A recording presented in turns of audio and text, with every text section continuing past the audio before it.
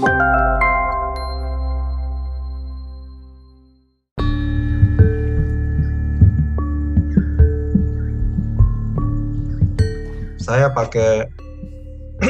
pakai PowerPoint saja untuk memancing diskusi, sekaligus memberikan gambar besar keadaan jurnalisme di Indonesia ini bagaimana, termasuk dunia ya.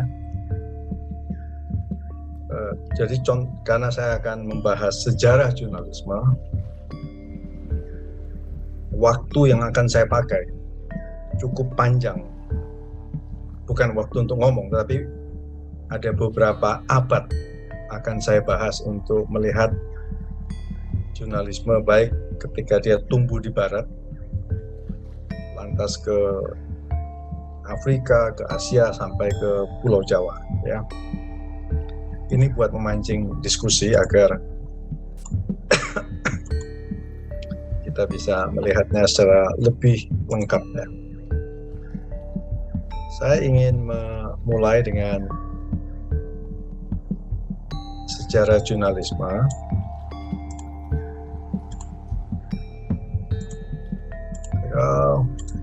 Ya.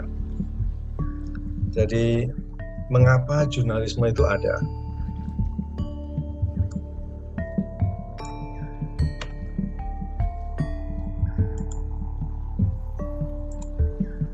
Ya, kita tahu bahwa jurnalisme itu ada gara-gara mesin cetak.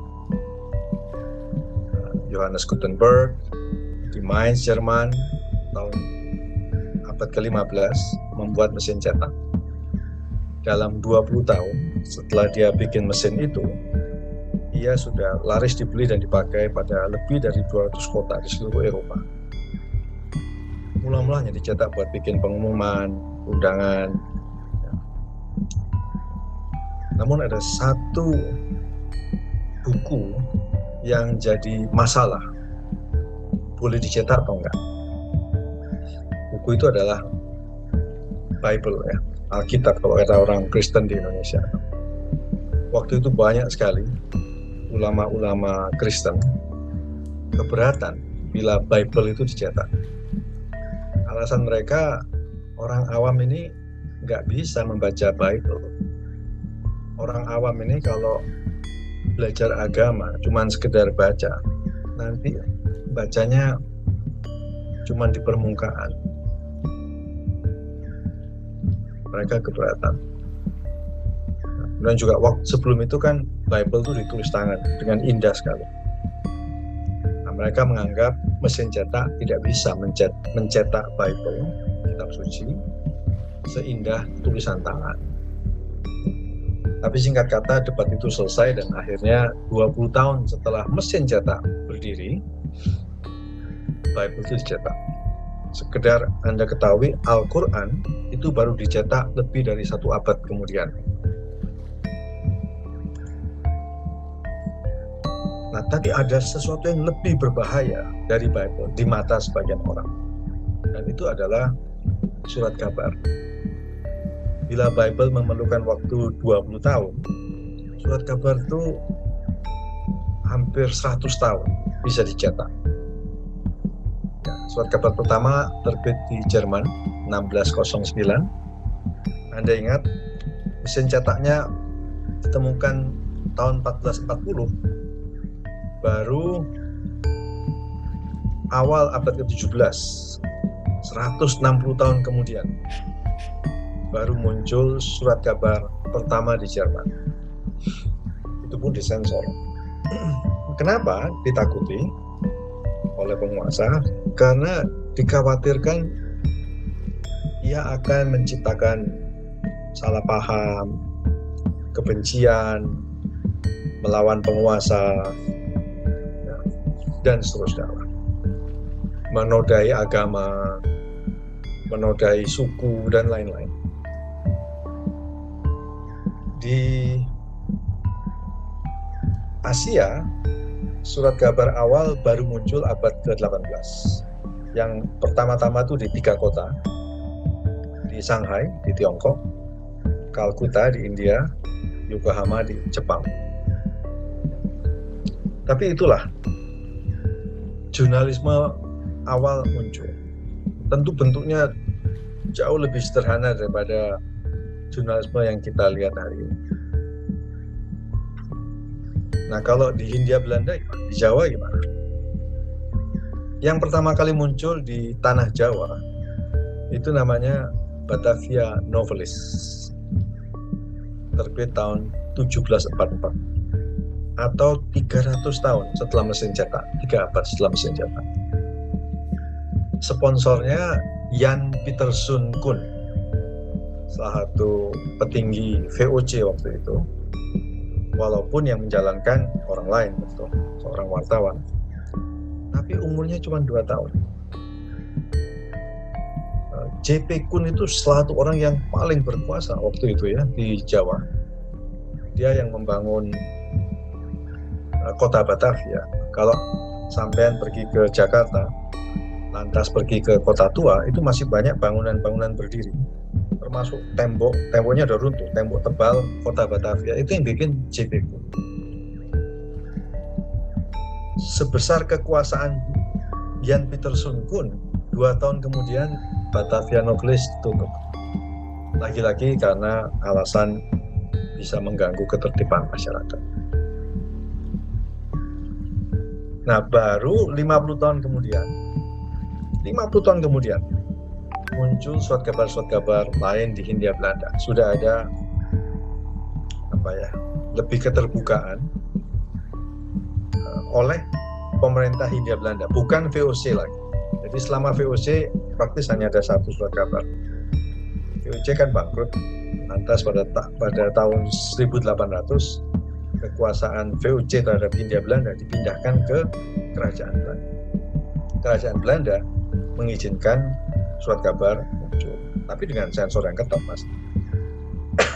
Anyway, 100 tahun kemudian, abad ke-20, mulai muncul, nah ini, wartawan-wartawan yang terkenal, Tirto Adisuryo, F. Wicker, Kommer, Kyo Isyu, Marasutan, Mas Marco, Kue Kekbeng, FDC Pangemanan pada abad ke-20. Karena saya lagi bicara dengan audiens di Madura, saya tentu perlu sampaikan bahwa ada satu legenda jurnalisme kelahiran Madura waktu itu. Namanya Cambuk Berduri. Cambuk Berduri. Coba Anda Google. Pakai ejaan lama ya, TJ. Cambuk Berduri. Nah, orang-orang ini dalam suasana yang tidak mudah karena hukumnya represif, itu menerbitkan laporan-laporan yang bermutu. Nah, sampai hari ini menurut saya laporan panjang jurnalistik yang bermutu itu karya Cambuk Berduri, kelahiran Madura tapi tinggal di Malang, berjudul Indonesia dalam Bara dan Api, terbit tahun 1946. Dia pernah dipenjara 2 tahun di Jember ketika bekerja di Jember karena dituduh menghina orang Belanda. Jadi keadaannya sangat sulit, tetapi toh muncul orang-orang yang wartawan-wartawan yang bagus ya. Nah, tadi beberapa dari Anda bicara soal pekerjaan wartawan itu tidak berhenti hanya bikin berita. Ya pasti. Tapi ada satu hal yang sangat penting dilakukan oleh media cetak ini. Dia membentuk khayalan akan negara bangsa Indonesia. Baca buku Ben Anderson, Imagine Communities. Ben Anderson ini dosen di Universitas Cornell, Amerika, ahli Indonesia, lebih tua mungkin ahli Jawa ya. Dia meninggal di Kota Batu. Dia biasa menulis dengan ejaan Van Ophuijsen sampai dia meninggal. Dia bisa bahasa Jawa dengan sangat baik. Dia juga bisa bahasa Tagalog, Filipina, serta bisa bahasa Thai, menulis dengan aksara Thai. Dia menguasai lebih dari 10 bahasa setahu saya. Spanyol, Belanda tentu. Dia orang Inggris, dia orang Amerika berbahasa Inggris dan seterusnya. Nah, menurut buku Imagine Communities, sebuah negara bangsa itu adalah sebuah wilayah di mana semua warganya merasa kenal warga yang ada di ujung sana, walaupun belum pernah bertemu seumur hidup. Orang Madura merasa satu bangsa dengan orang Dayak mungkin yang ada di Kalimantan, yang belum pernah mereka temui seumur hidup. Sebaliknya, orang Dayak seharusnya merasa satu bangsa dengan orang Papua yang juga belum pernah mereka temui. Namun Ben Anderson juga mengatakan mutu negara bangsa itu berbeda-beda. Makin bermutu jurnalismenya, makin bermutu negara bangsa tersebut. Makin bermutu jurnalisme, makin bermutu masyarakat itu. Nah, kita tahu Amerika beberapa waktu yang lalu punya presiden yang buruk sekali, seorang white supremacist, terpilih pada tahun 2016, Donald Trump, dengan bantuan hacking dari Rusia. Ya, mereka membocorkan email ketua partainya Hillary Clinton, sehingga Hillary Clinton kalah dalam pemilihan umum di Amerika.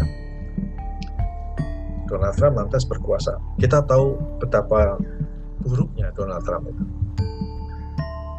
Namun setelah 4 tahun Donald Trump kalah pemilihan.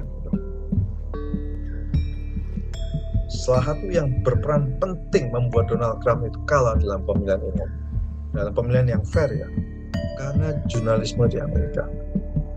Mereka bisa mendidik publik bahwa Donald Trump ini sering berbohong. Donald Trump ini tidak melaporkan pajak. Donald Trump ini diduga tidak bayar pajak. Dan seterusnya. Sedemikian rupa sehingga pemilih Amerika lebih dari 50% tidak mau memilih Donald Trump. Padahal baru satu periode.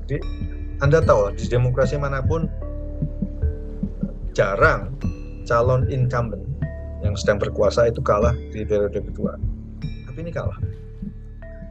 Karena mutu jurnalisme Amerika. Tidak seluruh jurnalis di Amerika itu benar. Fox News kan jahat juga, ya kacau juga. Tetapi ada banyak media, CNN, CNBC, MSNBC, The New York Times, Washington Post itu berani dan tahu untuk mengungkap kesalahan Donald Trump. Ada YouTube, Anda bisa Google press conference sekarang Presiden Joe Biden. Itu kan kelihatan betapa agresif wartawan Amerika itu dalam bertanya. Tanya Presiden, kamu tahu dari mana? Kamu tahu dari mana? Selalu tanya, kamu tahu dari mana? Jadi tidak mudah buat seorang Presiden Amerika, apalagi pejabat-pejabat di daerah ya, gubernur, wali kota, bupati, untuk berbohong atau untuk bukan berbohong, tidak transparan dalam memberikan keterangan kepada wartawan. Jadi salah satu jasa besar wartawan di seluruh dunia, bukan hanya di Indonesia, adalah membentuk khayalan tentang negara bangsa. Nah, sebaliknya juga harus diketahui mutu negara bangsa ini tergantung pada mutu jurnalismenya. Jadi wartawan bukan hanya tukang bikin berita pasti. Wartawan adalah penjaga demokrasi. Wartawan adalah pembela hak asasi manusia. Wartawan adalah orang yang bertugas untuk membantu bangsa dan negaranya menuju kemajuan sebagai masyarakat. Tapi ada persoalan di Indonesia, pemberedelan dan kriminalisasi wartawan atau netizen sekarang. Sejak Hindia Belanda, sejak Batavia Novelis sampai tahun 99, banyak surat kabar dibredel ia bukan saja membunuh jurnalisme, tapi juga organisasi media. Begitu dibredel kan tutup medianya. Dan ruang redaksi, tradisi, ingatan, itu semua habis karena dibredel. Pembredelan itu jahat sekali. Tetapi itu baru diselesaikan pada zaman Presiden Habibie. Dia bikin undang-undang pers yang dia tanda tangan, yang bikin wartawan juga. Saya salah satu yang ikut menulis undang-undang pers tahun 99. Tapi sejak tahun undang-undang tahun 99 tidak ada lagi pembredelan. Namun masih ada satu masalah di Indonesia, pidana pencemaran. Ya, sampai tahun 2022 ini masih ada lebih dari 100 pasal pidana pencemaran, termasuk 30-an pasal, nggak salah 38 dari KUHP yang buatan Belanda 1918. Ya, kemudian ditambah terus setelah kita proklamasi merdeka tahun 45, 1 tahun kemudian dibikin pasal kabar bohong, sekarang istilahnya hoax. Kasus Ratna Sarumpait yang berbohong mengatakan dia dipukulin pendukung Jokowi sampai babak belur, ternyata dia baru operasi plastik, dia dikenakan pasal tahun 46, pasal kabar bohong. Hukumannya 10 tahun itu maksimal. Nah, kenapa sampai sekarang politisi kita di DPR, DPRD, dan seterusnya itu tidak mau atau tidak bisa menghapus pasal-pasal pidana? Karena kita banyak sekali orang Indonesia percaya bahwa agama, suku, pulau, bahasa itu bisa dicemari. Nah, suku Dayak merasa dihina oleh seorang anggota DPR, Pulau Kalimantan dihina, bahasa Sunda dihina, agama Islam dihina. Sampai sekarang orang masih percaya, padahal di negara-negara demokratis orang nggak percaya. Yang bisa dihina hanya individu dan badan hukum. Di luar itu tidak bisa dihina, karena siapa bisa mengklaim bahwa saya mewakili Pulau Kalimantan, saya mewakili Islam, saya mewakili bangsa Sunda, saya mewakili bahasa Sunda. Kemarin ada kejadian di Sulawesi, ada sebuah suku merasa dihina oleh seorang peneliti. Siapa berhak mengatakan saya mewakili suku itu? Nah, dengan logika tersebut, di negara-negara yang demokratis dan sesuai dengan rekomendasi PBB, pasal-pasal pidana pencemaran itu ditiadakan atau minimal tidak dijalankan. Sedangkan kalau ada badan hukum atau individu merasa dihina, itu harus perkara perdata, tidak melibatkan polisi, tidak melibatkan jaksa, hanya pengacara lawan pengacara lah, kasarnya begitu.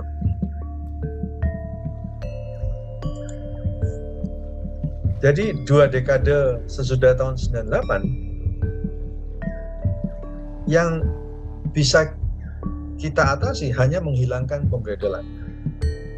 Karena itu sampai hari ini lembaga-lembaga yang berdiri pada zaman Orde Baru, termasuk Jawa Pos, Tempo, Kompas, RCTI, itu tidak dibredel. Itu kemajuan yang besar. Tetapi pasal-pasalnya masih ada yang bisa mengkriminalisasi wartawan.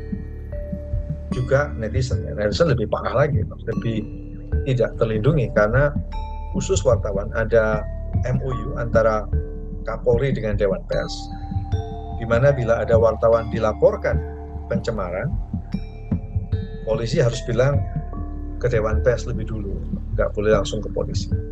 Itu menolong. Tetapi di luar wartawan, pers mahasiswa, warga biasa dan seterusnya, itu semua bisa kena pasal-pasal pidana. ITE ya yang paling terkenal.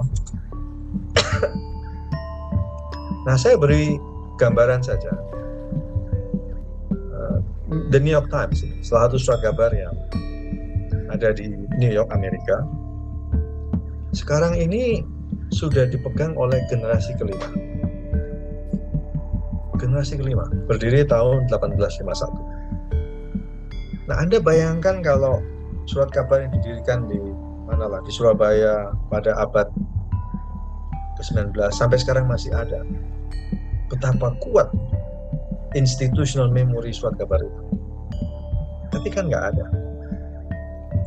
Katakanlah Dahlan Iskan itu berhasil, tidak. Ya, Dahlan Iskan punya banyak masalah ya dalam manajemen Jawa Pos, sehingga dia diminta mundur.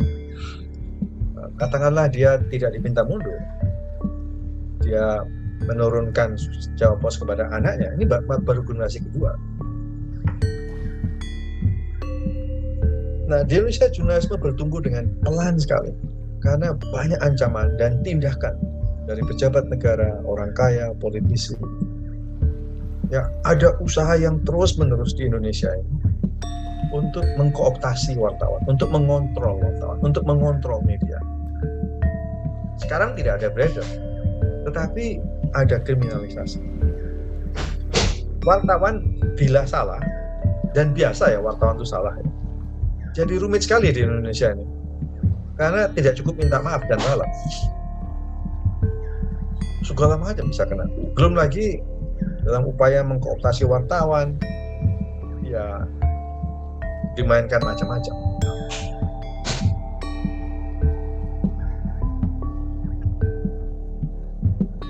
Nah, Anda mungkin terkejut dengan judul yang saya tulis, jurnalisme di Indonesia belum berkembang selaju negara-negara demokrasi liberal. Memang, contohnya ini, contoh kecil saja satu, soal menulis opini. Di dalam tradisi negara-negara yang berkembang jurnalismenya, ruang redaksi itu dibagi dua, satu khusus berita, satu khusus menulis opini. Yang menulis opini tentu wartawan yang sudah berpengalaman, dan mereka dikepalai oleh dua pemimpin redaksi, satu kepala ruang redaksi, satu kepala ruang opini. Dua. Di sini kan nggak ada. Di Kompas nggak ada, di Jawa Pos nggak ada. Nah, bila itu tidak ada, membuat wartawan tidak punya ruang buat membuat analisis. Ya tadi dibilang sama Ongki cuma nulis berita. Tidak punya tradisi untuk belajar, menganalisis, dan punya karir sebagai kolumnis. Kita masih beruntung punya kolumnis macam Gunawan Muhammad. Dia selalu kolumnis terbaik tingkat dunia menurut saya. Tetapi nggak banyak. Dan celakanya Tempo juga tidak melakukan regenerasi untuk membuat kolumnis. Ya, karena tradisi menulis analisis berarti tahu teori, tahu statistik, tahu ekonomi, tahu filsafat. Belajarnya nggak kalah dengan, bahkan lebih jago daripada dosen-dosen yang punya gelar doktor. Tidak tumbuh tradisi menulis buku. Di Indonesia, wartawan kalau makin berumur, ya, tanggung jawab ekonominya makin bertambah, punya anak, punya status sosial, harus beli mobil, beli rumah, dan seterusnya. Akhirnya jadi humas, atau ikut partai politik, tim sukses, jadi anggota DPR, DPRD, jadi pejabat. Ya begitu-begitu doang, tidak setia dalam jalurnya sebagai penjaga demokrasi, sebagai pembela hak asasi manusia. Kenapa? Tidak punya tradisi menulis opini. Ini hanya satu contoh ya, di mana tradisi jurnalisme yang lebih berkembang itu belum berkembang di Indonesia. Saya bisa berikan contoh-contoh lain soal liputan internasional. Berapa sih wartawan Indonesia yang jadi koresponden di Ukraina sekarang?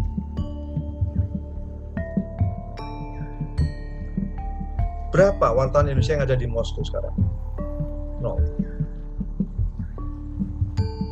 Padahal kalau kita mau punya jurnalisme yang bermutu, suka nggak suka, kita harus punya wartawan di Ukraina, kita harus punya wartawan di Afghanistan, karena cerita di sana itu berpengaruh pada kehidupan di Indonesia. Kalau perang di Ukraina itu makin membesar sampai kena ke negara lain di Eropa, apalagi senjata nuklir dipakai, saya kira akan menjadi krisis ekonomi. Dan bila terjadi krisis ekonomi itu akan menggigit Indonesia. Nah, tapi kita nggak punya koresponden asing. Tidak ada tradisi wartawan-wartawan muda di sini bekerja di Kamboja kah, bekerja di Myanmar kah, bekerja di Australia kah, menulis dari Australia.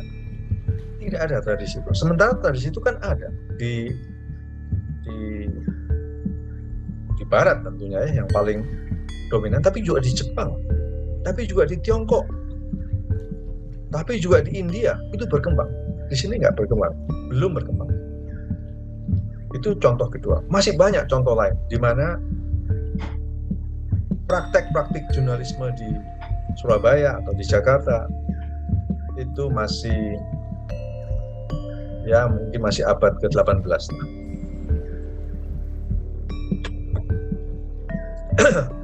Lantas setelah reformasi, Google, Facebook muncul, ambil kue iklan. Sekitar 40% kue iklan, mungkin 50% itu diambil Google dan Facebook.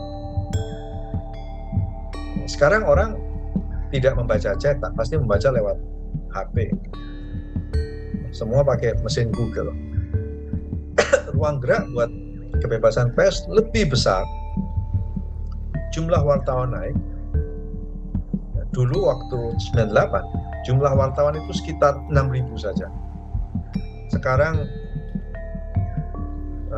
sekitar 5 tahun lalu itu sekitar 100.000. Sekarang pasti naik. Dulu itu hanya ada 256 surat kabar dengan izin terbit. Sekarang ada 45.000. Menurut Dewan Pers, jumlah media 45.000. Nah, juga menarik bahwa media paling besar di Asia Tenggara, lebih besar daripada di Thailand, Filipina, itu ada di Jakarta, MNC, secara finansial.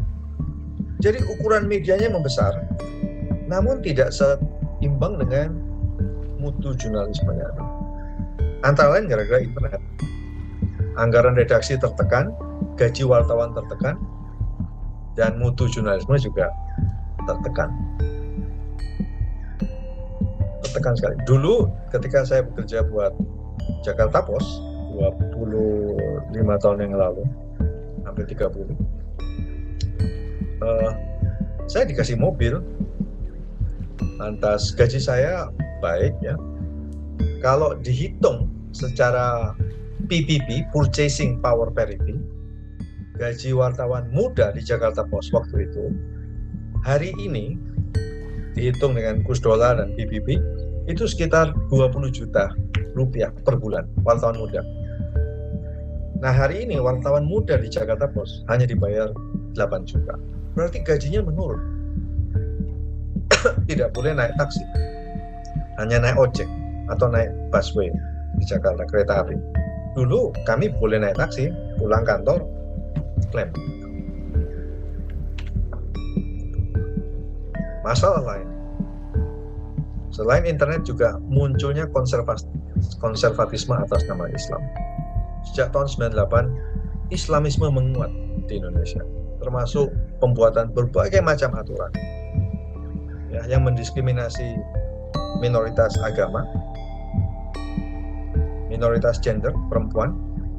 Menurut Komnas Perempuan, paling banyak adalah peraturan wajib jilbab di Indonesia secara persentase, dan minoritas seksualitas. Dan celakanya, wartawan ikut-ikutan. Wartawan ikut memberitakan kebencian. Wartawan tidak bisa membedakan antara identitas pribadi dia, identitas dengan pekerjaan dia sebagai seorang yang profesional.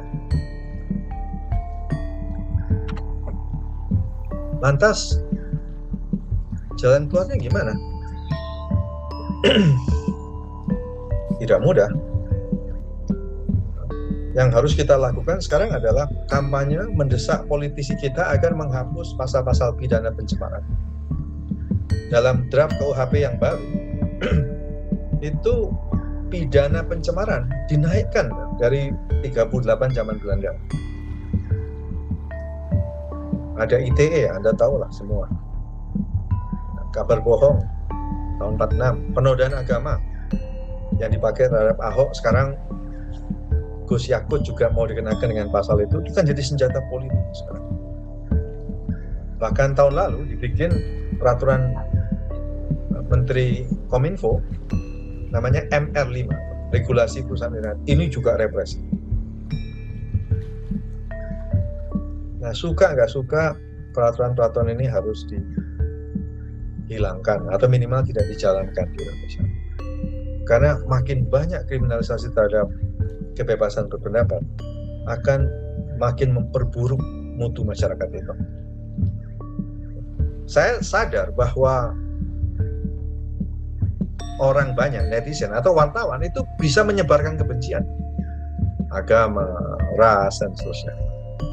Tetapi biaya yang harus kita tanggung bila orang itu diperkarakan dan orang-orang lain itu jauh lebih besar, merusak demokrasi ini daripada kalau udahlah orang-orang yang salah ngomong atau memang sengaja menyebarkan kebencian itu diabaikan atau diatasi dengan jurnalisme yang benar. Nah, itu harus dihilangkan. Soal konservatisme agama, ya ini menjadi tugas orang-orang yang mengerti agama untuk berani buka suara mengatakan ini tidak benar. Karena kebanyakan ini di atas namakan Islam, itu menjadi tanggung jawab orang-orang yang belajar agama Islam puluhan tahun di pondok-pondok pesantren untuk buka suara, untuk mengatakan Islam bukan begini. Islam tidak harus begitu. Nah, khusus buat wartawan, buat forum wartawan Pamekasan, ya tentu perlu mendalami 10 elemen jurnalisme dari buku Bill Kovacs dan Tom Rosenfeld menjadi pedoman dalam bekerja. Ini 10 elemen tersebut sudah banyak dibahas, saya kira saudara-saudara semua sudah tahu.